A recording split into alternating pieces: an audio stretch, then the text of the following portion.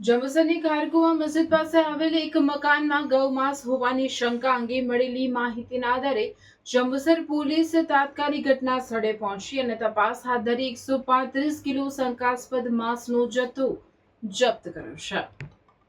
જંબુસર પોલીસે ઘટના સ્થળ પરથી ડીપ ફ્રીઝ, માંસ કટિંગ કરવા માટેના સાધનો સહિત 2 વ્યક્તિઓને હસ્તગતમાં લઈ તેમની સામે આગળની કાર્યવાહી હાથ ધરી છે। મળેલ શંકાસ્પદ માંસના નમૂનાઓ વધુ તપાસ માટે FSL એટલે કે ફોરેન્સિક સાયન્સ લેબોરેટરીમાં મોકલવામાં આવ્યા છે। FSLનો રિપોર્ટ મળ્યા બાદ જ આ શંકાસ્પદ માંસ કયા પ્રાણીનું છે તેની સ્પષ્ટતા થશે। રિપોર્ટના આધારે કાયદેસરની કાર્યવાહી કરવામાં આવશે તેમજ સમગ્ર મામલે આગળની તપાસ હાથ ધરવામાં આવે છે। દર્શક મિત્રો, આવા જ લેટેસ્ટ અપડેટ અને સમાચાર જોવા માટે જોડાયેલા રહો ફેસબુક, ઇન્સ્ટાગ્રામ, યુટ્યુબ ચેનલ સાથે વિશ્વ ભારત ન્યૂઝ।